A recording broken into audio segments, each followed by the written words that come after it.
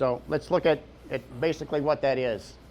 This is what we call our flywheel machine. This is the end piece of the PGM module.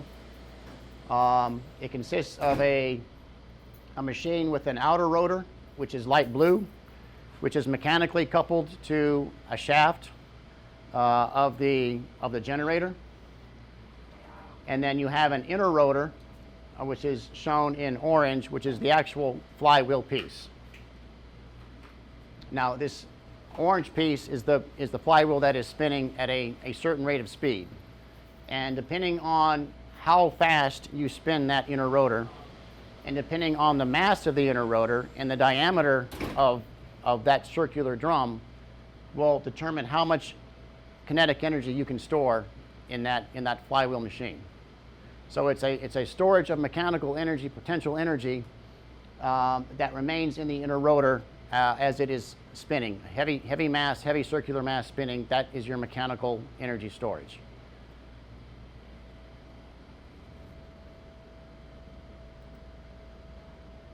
All right, so how does it function? Before we even get to the flywheel part, I want to introduce some other benefits to the system, okay? Because not only are we providing you a UPS system, but we're providing you an active filter or a conditioner for the power as well, even when we're not in UPS mode.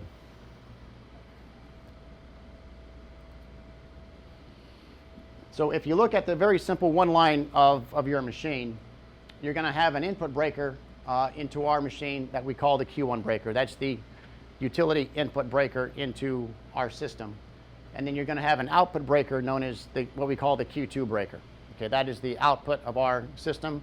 That's going to be feeding your load.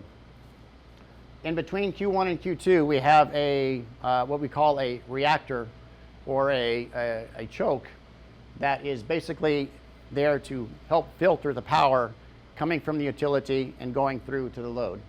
And then off of that choke, we have a tapping point at roughly about 70 to 80% that comes down into our alternator. Okay. Now we call it an alternator because it is both a motor and a generator. It can function as either one. So we call that our alternator. So that's what I refer to the machine as. But even before we get to the diesel or the flywheel part of this, the alternator in conjunction with the URP choke coupled together functions as a filter for bad things coming from the utility and keeping them from getting to the load. So anything like voltage sags, peaks, harmonic variations, frequency sags, surges, that all gets filtered because of the interaction of our choke and the alternator, so that the load sees a very clean and constant waveform. Okay, and we'll go into some of the particulars of how that is done.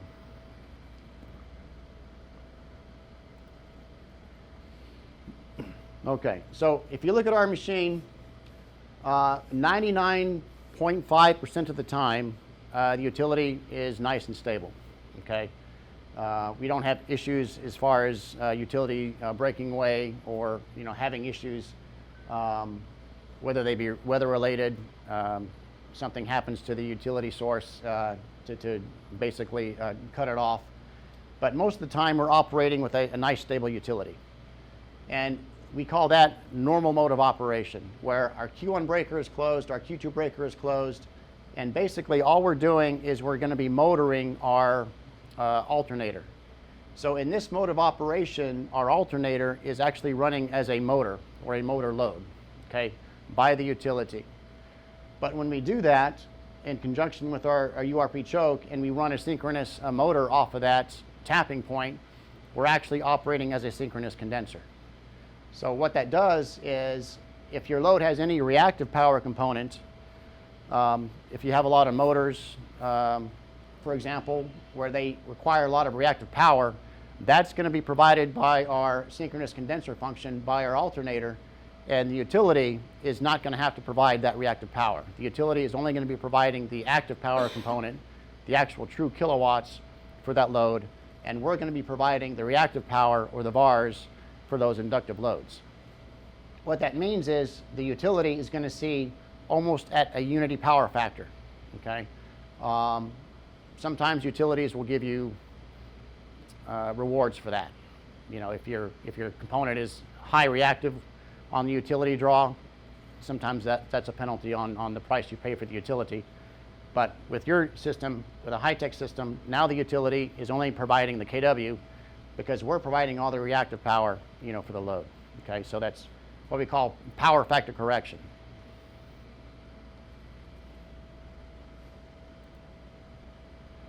Okay, sag and surge mitigation. We actually control the voltage at the output of the machine. Despite the fact that we're utility connected, we still have the ability through our AVR to either increase or decrease excitation to our synchronous condenser motor to control the output voltage. And we do that because across the choke, we're going to have a voltage drop. So utility coming in your case, about 4160, if our alternator was not there, there would be a voltage drop across that choke, and the voltage at the output around the Q2 would be something less than 4160 because of the voltage drop.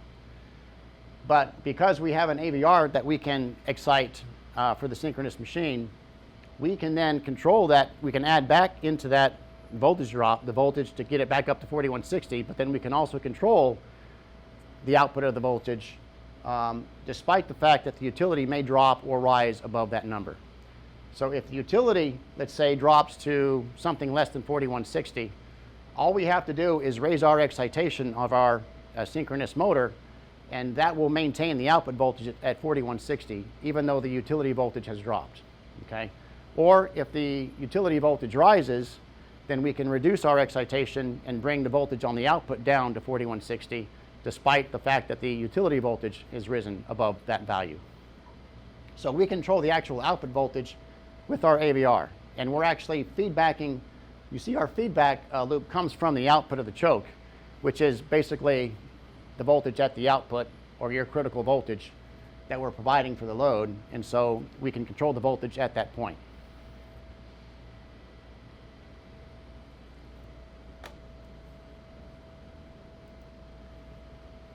Okay, and also what a combination of choke and reactor does for you guys is it provides harmonic filtering as well. So if you were to look at our choke, and again, which contains an input side, an output side, and a tapping point, there's a mathematical transformation of that choke with its impedance coupled with our alternator that you can develop a model such as this, where you have an input impedance, an output impedance, and a impedance at the tapping point, and then of course you've got the alternator impedance. Now what this mathematical transformation actually does, if you go through it, is you find that the impedance of the choke on the tapping point is actually a negative value. And if we can match that negative value of impedance with the impedance of our alternator, then they cancel each other out. And so what that does is it develops a zero impedance path for all those harmonics to dump through our system and not get from one side to the other. So any of your voltage harmonics that you get from the utility are going to be filtered away because they're not going to be allowed to get to the output of the system.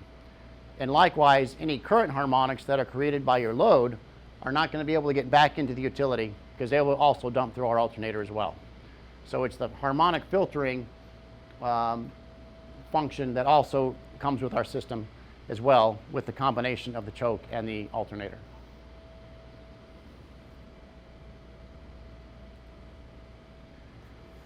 Okay, and then fault clearing.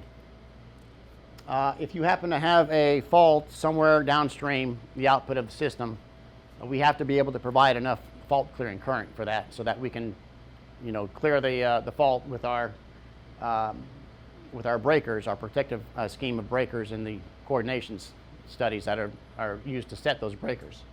So we actually oversize our alternator a bit so that we can provide up to anywhere from 10 to 14 times full load current towards the fault, so that we can trip those breakers and clear the fault. If there happens to be a fault at the upstream, mainly those faults are going to be taken care of by the utility current, but we can also provide some current as well, about 2 times full load current, back to the utility if need be, to help clear faults on the utility side as well.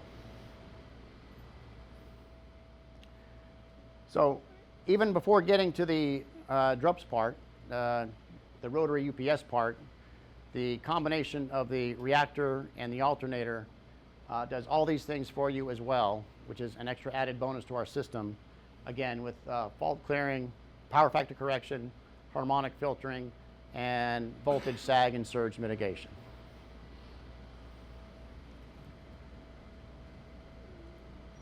Okay, so now let's look at the system as an actual outage eliminator. This is when the utility goes completely out of specification or goes away completely.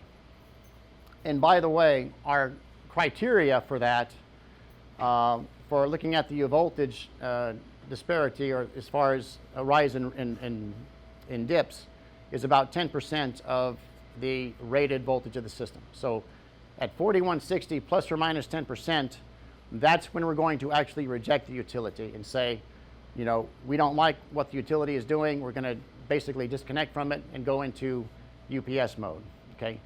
But if you're within that 10% window of voltage, then we're just going to maintain the output voltage and stay connected to the utility, as I mentioned, for surge and sag mitigation, okay?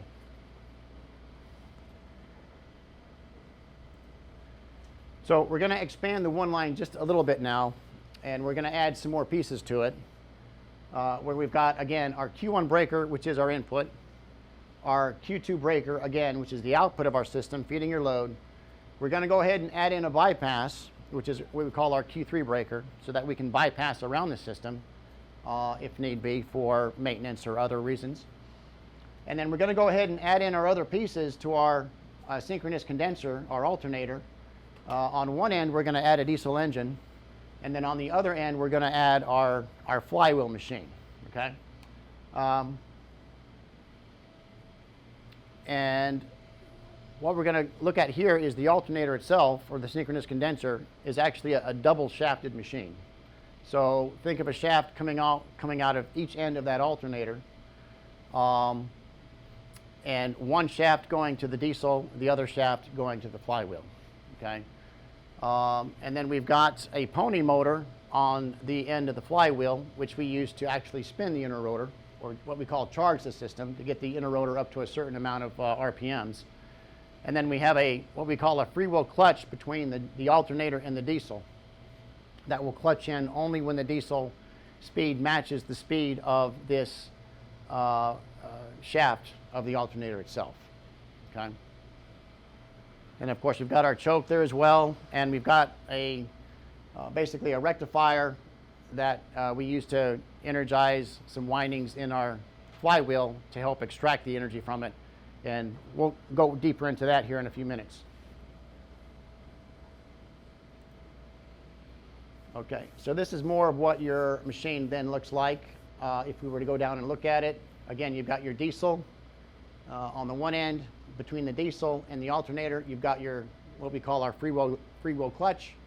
The generator itself, which again is a medium voltage variant of the generator. It is a 4160 volt generator, just like your site voltage would be. And then we've got the flywheel on the end, which we also call our kinetic energy module. Okay, that contains the flywheel drum that will spin, that stores the mechanical energy that we will use for outages. Let's take a little deeper look into the chem here. We actually have another presentation after this. I'll go deeper into this. But this is kind of a cutaway of what our flywheel looks like, what you have downstairs. Where on one end, you've got, this is where the alternator would be. So the alternator shaft comes out of one side of the alternator, attaches to this yellow piece mechanically, and then you have on this side an exciter, which is going to be there for energizing some DC windings in the outer rotor, which you can see here and here. And then you've got an inner portion or drum as well that is basically freewheeling, is not connected to the yellow part, but is basically just spinning on these bearings. And then it is mechanically connected to what we call our pony motor, which is on the very end of the machine. And the pony motor is what is going to actually spin the green part. So you've got an outer drum, which is yellow, connected to the shaft of the generator. And then you've got the inner drum or flywheel portion, which is green, connected to the pony motor. Okay. Your inner rotor, it's like a free-floating bearing? Yes. Yes, the inner rotor, the green part, is only turning on bearings. It is not physically connected to the yellow parts at all. And the bearing housing is actually the outer rotor for the inner rotor? Yes. Yeah. Right. Yeah, the inner bearings are what we call the inner bearings for the inner rotor, and then the bearing housing, they fit within the bearing housing of the outer rotor, and then of course the outer rotor has its own set of bearings as well, you know, for the outer shell of the chem itself. Okay, so you can think of the yellow portion will spin on its bearings here and here, and then the green flywheel portion will spin on its bearings within the inner rotor here and here. Okay.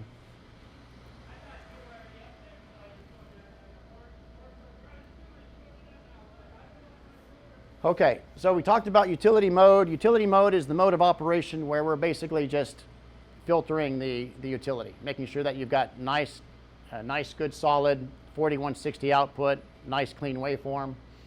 And this is what you're going to be operating in most of the time. Your input breaker Q1 and output breaker Q2 will be closed. Your bypass obviously will be open. And your unit will be spinning, the alternator will be spinning as a synchronous condenser at shaft speed of 1800 RPM. Okay, 60 hertz operation. It's basically being motored, 4-pole machine motored at 1800 RPM, 60 hertz, synchronous condenser function. So the shaft of the alternator will be turning at that speed. Okay, the diesel will not be running.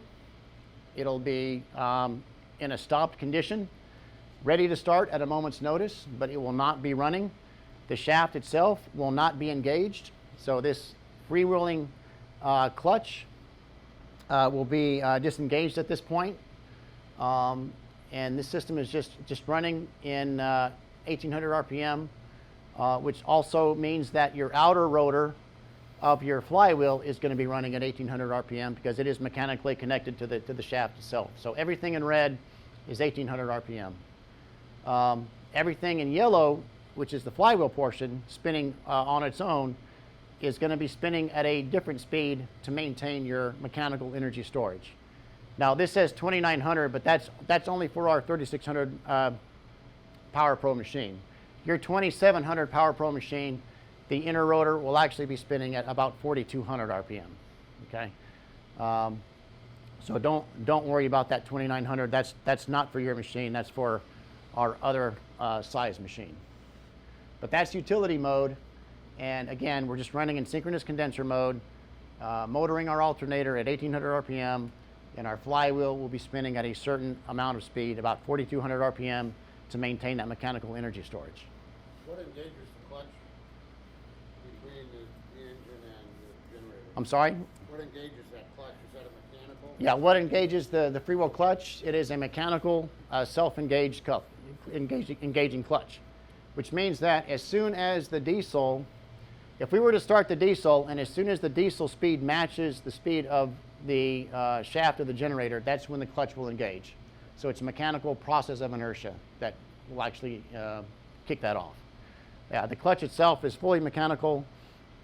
It does have basically a motor oil type cooling system. It slings its own oil within its own casing, but it does not require any electrical power at all to function. It's purely mechanical.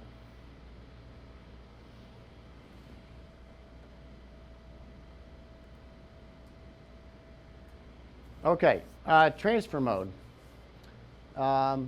This is kind of a go-between mode as we lose the utility. So we are monitoring the utility voltage right here constantly. We're looking at voltage, frequency, we're looking for phase shifts. Anything that is outside of our specification, where we're going to want to reject the utility. So once that occurs and we decide we don't like the utility and we want to separate from it, we will do basically three things in this mode of operation. Number one, and these are all going to be happening pretty much at the same time. Number one, we're going to open the input breaker Q1. We're going to tell it to open. We're going to disconnect from the utility. Okay, so we don't want anything that's happening over here, any of the bad stuff that is happening, we don't want that to get into our system or to the load. So we're going to open Q1 at that point. At the same time, we're going to be giving a command for our diesel to start. So diesel start command, open Q1 breaker. The third thing that we're going to do as well is we're going to start releasing the energy out of our flywheel by rectifying some DC voltage and applying them to some windings in our outer rotor. Okay, what that's going to do is that's going to basically cause a grabbing of the inner rotor by the outer rotor magnetically. Okay, so and we'll go into that a little more in detail in the next topic that we look at. But basically, if the outer rotor were to grab onto that inner rotor, which is spinning very fast and has a lot of mass, that inner rotor is going to want to start to drive that shaft. So as we're waiting for the diesel to start, the energy extraction from the inner rotor is going to basically be a prime mover for this side of the alternator. The motor is going to instantaneously change from a motor to a generator function, and we're going to use that prime mover basically to maintain the output voltage through the Q2 breaker to the critical load. So as we're waiting for the diesel to start, the flywheel is basically generating power through the alternator, now functioning as a generator, to maintain the load until the diesel gets up to speed and clutches in, which is going to take anywhere from 2 to 3 seconds. Okay, the diesel goes from 0 to 1800 RPM in about 2 or 3 seconds. Very, very quick. And there's a number of ways that occurs that we can ensure that. But after it clutches in, it then starts to take over and provide power to the load through the left side prime mover, just like a normal genset would. Okay. Now there's going to be a little bit of a transition time where the diesel and the flywheel are kind of working together to kind of share the load, because the turbos of the diesel will not fully kick in for another 2 or 3 seconds. Okay, so after about 2 seconds, it'll clutch in, it'll start delivering some power, but after 4 or 5 seconds, it'll start delivering full power, because that's when its turbos will have kicked in completely. Until that time, the two of them are sharing, and then after about 4 or 5 seconds, the diesel has everything. The diesel is now providing all the load for as long as the utility outage lasts, for as long as you have diesel fuel, basically. Okay? At that time, once the diesel has it, we will stop our DC injection, and the flywheel is no longer needed. We're going to recharge it at that point, get it back up to full speed. Meanwhile, we're now in what we call a generator mode of operation. Which Are the parameters adjustable on the trip points? So your Yeah. cycles and voltage and everything, are those adjustable settings? Yeah, the question is, are we able to adjust our settings of our voltage sensing on the utility, for example? The answer is yes. We can adjust the set points for voltage, high or low. We can adjust the set points for frequency, high or low, which are the main things we look at.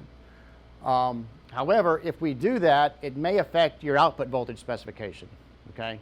Now, your output voltage specification has a certain range you want to stay in as well. So it's basically 1.5% frequency off of 60 hertz. And then during a dynamic transfer, it's about plus or minus 10% on voltage. Okay, so we want to stay within those parameters on the output. We can adjust the utility to a wider window on voltage and frequency, but that may affect the output specification to wider windows as well. Okay. All right, so genset mode, again, is when we've transferred to the diesel operation. We've used our flywheel, it's done its job, now it's recharging, and we're just running the diesel and alternator as a generator, just like a genset would run, to maintain your output, okay, for the full load rating of the system. And we're just going to continue to run in that way until we see the utility come back or it's back within our established specification points for voltage and frequency.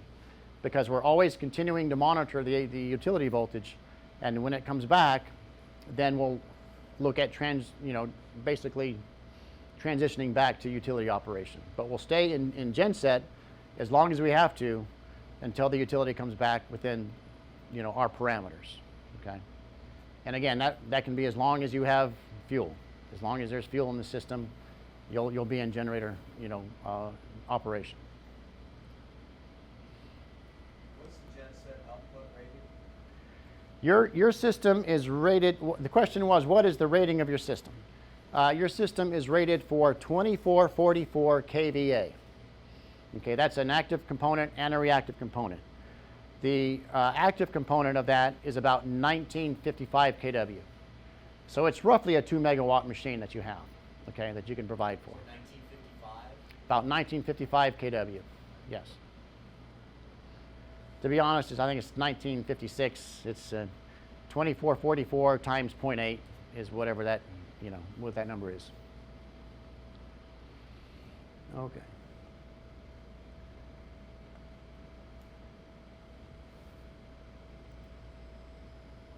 Just looking at some additional features of your system.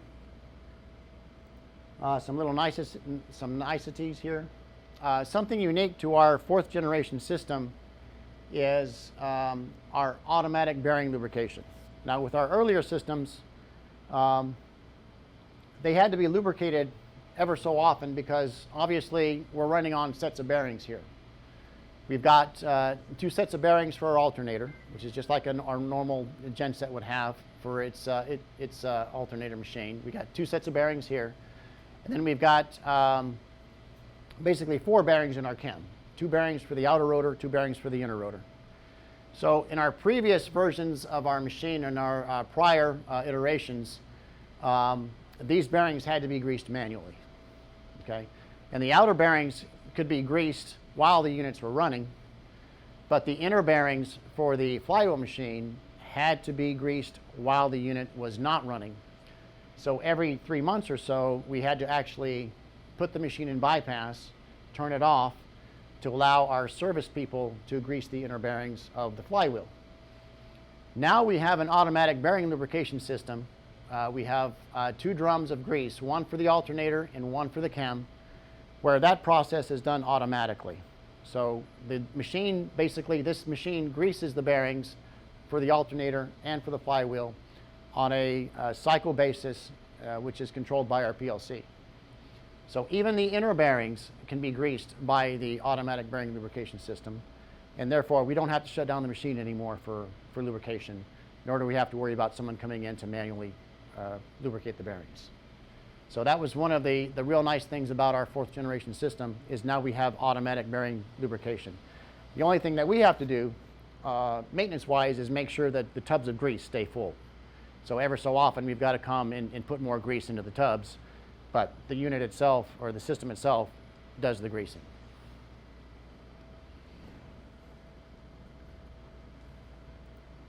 Okay.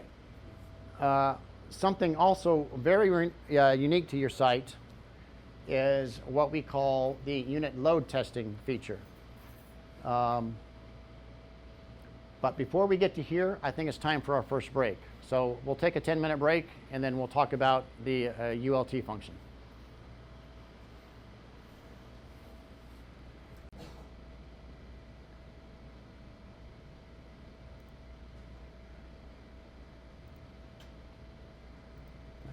Figure out.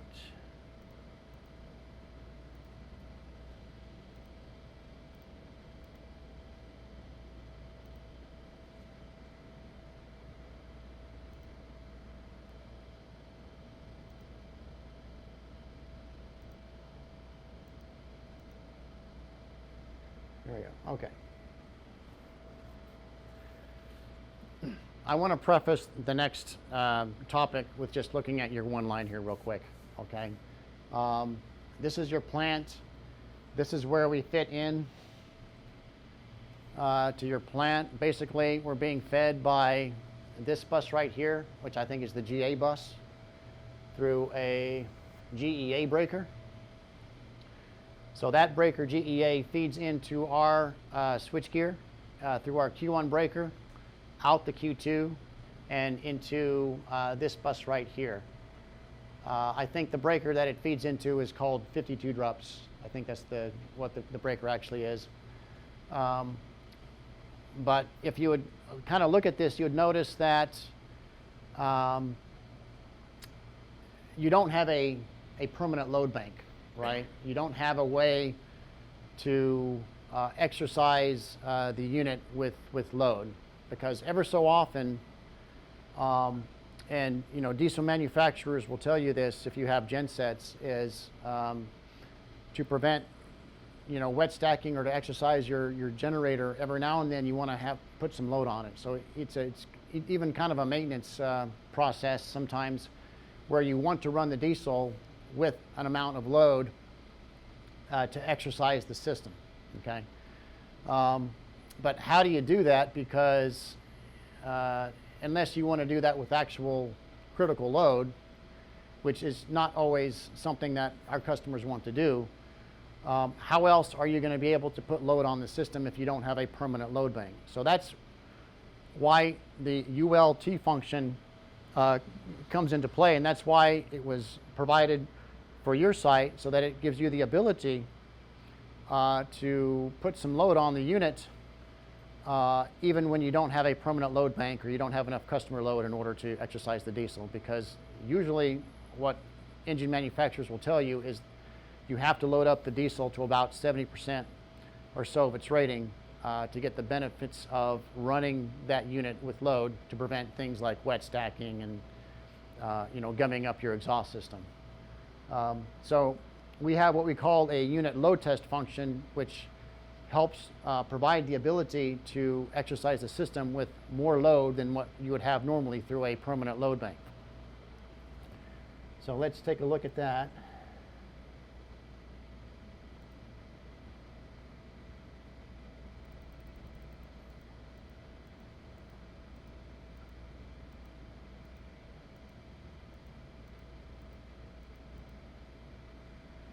Okay, the unit load test function.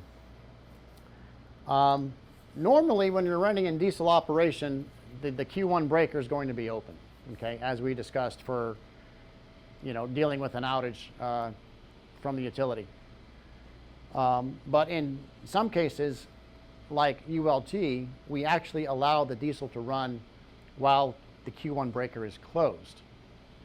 So in essence, what's happening there is our diesel, which is running and fully clutched in, generating power like a generator would, is running in parallel with the utility. They're actually sharing, okay? Now, a lot of utilities in the US don't allow us to do this. They don't like the ability for us to parallel our generators with the utility. Here, we don't have to worry about that, because apparently your utility allows you to do that. And in fact, you've done it, I think, with your own on-site gensets. So what ULT does is it allows us to keep Q1 closed and to put load on the diesel, not just with what's at the output, but we can actually export power back in to your utility through the Q1 breaker, so that we can put extra load on the diesel engine. So basically, we're sending power up into the utility side of your plant, as well as sending power to the load, so that we can increase the amount of load that actually is being provided by the diesel, and therefore kind of do a load test or load banking, or just exercising the diesel with load. There are certain sets of rules that we have to abide by, though, for this ULT function. And while we're in ULT mode, one of the rules is we can't export from the diesel any higher than about 80% of its rating. Okay, so the power coming out of the diesel itself is limited to 80% in ULT mode. Another restriction that we have is if the Q2 breaker is actually closed, then the maximum amount of power that we can port to the utility is limited to about 50% of the rating of the unit. Okay, so with those two rules in mind, you can determine exactly how much power is coming out of the diesel and where it's going depending on the position of the Q2 breaker. So for example, if you want to run the unit load test and have Q2 breaker open, which means that basically you're in bypass, then we can send 80% of the rating of the unit into the utility to load up the diesel, okay, to 80%. If the Q2 breaker is closed, then we're limited to 50% that we can send to the utility. So then the overall amount of power that comes out of the diesel is determined by actually how much is at the load end versus how much is at the utility end. So if the Q2 breaker is closed, because we're limited to 50% back through Q1, that means that if the load, for example, is 10%, then the total we're going to be putting the load on the diesel is 60%. If you're 100% loaded on the output, then again, the max the diesel can provide is 80%, so it's going to be providing 80% of that 100, and the utility is only going to be providing 20%. And then in this situation, we've got the load at 50%, the diesel at 80, meaning that we're going to be exporting back into the utility about 30%. So the unit is able to sense how much power is required Yes. for load, and it'll send whatever else. Yes. Export it back out. Correct. Yes. We know and can monitor the amount of load at the output of the system, and we can also monitor the amount of load that we're pushing back into utility. So this is all done by our PLC and the settings in our PLC and the ULT. It'll regulate how much power it exports depending on, again, the position of the Q2 breaker and how much actual load is on the output versus the input. So The HMI unit displays active power. Is that just Q2? yeah, the HMI, I think, provides an active power indication for the Q2 breaker, or for the output, yes. I think we couldn't really have a conversation during the testing, but we did the ULT test. Yes. And you showed me on your laptop Right. the total output, Correct. because the HMI doesn't really show Yeah. the engine speed. Yeah, I think the HMI has its limitations about what it can show, but if I can actually connect to the PLC and through Hitec software, I can monitor lots of other parameters that the HMI cannot show. What's HMI? Human machine interface. It's the panel on the UCP. Okay. So the very first page of the HMI has this simple one line. Yes. It has the power in, power out. Correct. And it displayed a number, but I didn't quick enough. I think it's a KVA number. I It think. is a KVA. Yeah, I think it's a KVA. So it's the combination of reactive and active. Yeah.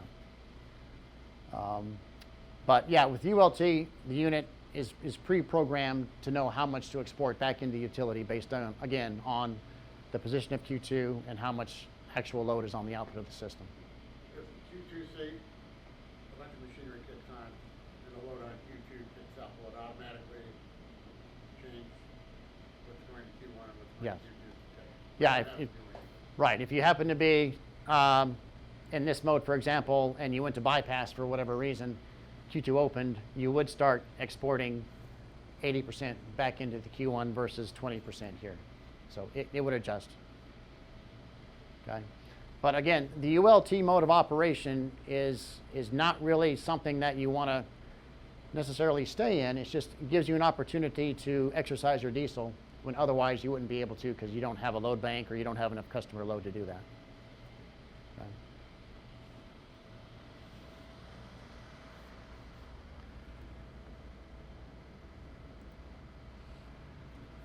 Okay, continuous monitoring.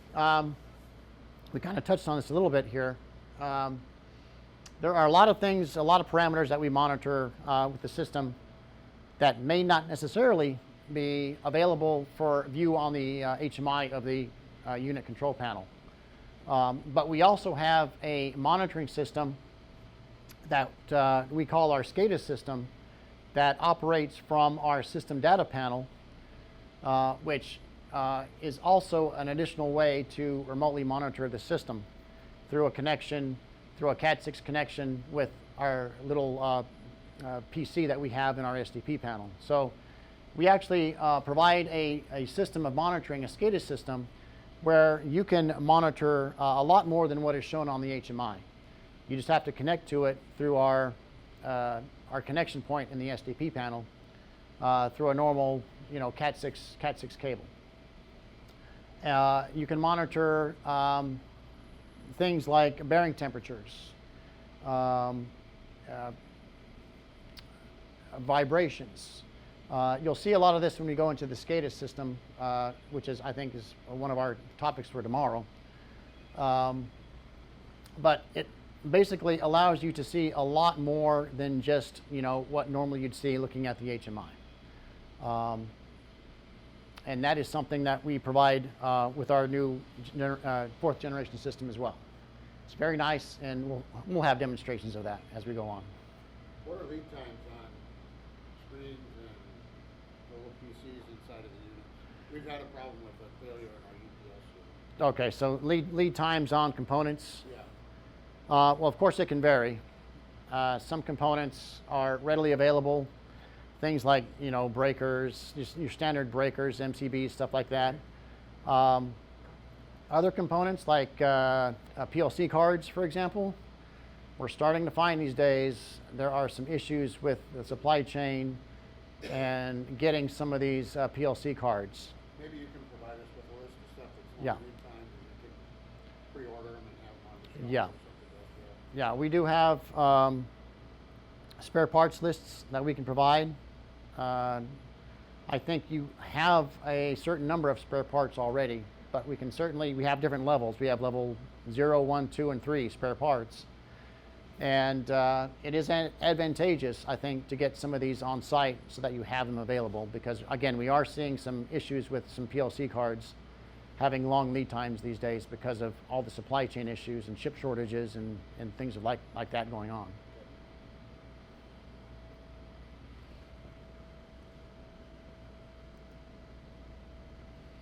Okay, so here's an example of a SCADA screen that would be available to you through connection to our SDP panel. This is just showing you, for example, voltage and frequency values for the generator, temperatures of some bearings of your cam unit output, unit input. It's got nice little some graphs, some trend graphs as well. It's a real nice system for continuous monitoring, which again, we'll see more of this later on. What this also provides is what we call predictive analytics. So if we can take vibration readings over time, map them out, we can see, if there's a rise, if there's maybe a bearing that's, steadily increasing in vibrations, maybe something we want to look at, or temperatures as well. So we can actually over time, see these conditions as they begin to grow and maybe, cause some awareness that we have to attend to. So the baseline was already established during commissioning? We have a baseline, yeah. During commissioning, we took baseline readings of our vibrations. The machine obviously has those baseline readings in the machine, so we'll be able to see if they increase.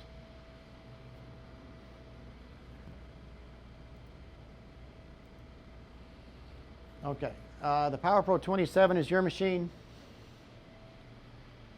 Just kind of comparing some of our other size machines that we have these days. We've got 1,000, 1,800, 2,700, and 3,600. You can kind of see an example of how big those machines are. The 3,600 machine is about a 3 megawatt power machine all in one module, where yours is again about 2 megawatts.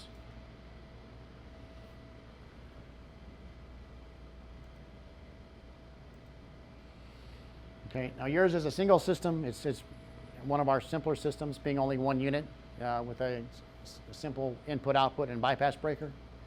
But we can take these units and put them into any different number of different types of arrangements for redundancy, what we call isolated redundant, distributed redundant systems with static switches on the output. And then, of course, we can parallel them as well. We can parallel systems, AB systems, master-slave, simple parallel, and then even into some specials that we call isolated parallel systems. They can get very complex. And then both low voltage and medium voltage. Your system happens to be 4160 medium voltage, but we sell 40 volt machines as well, and we can go as high as 35 kV on medium voltage. As you get into parallel systems and you put more and more units together, then you have to go medium voltage because obviously you exceed the ratings of your circuit breakers if you stay at low voltage.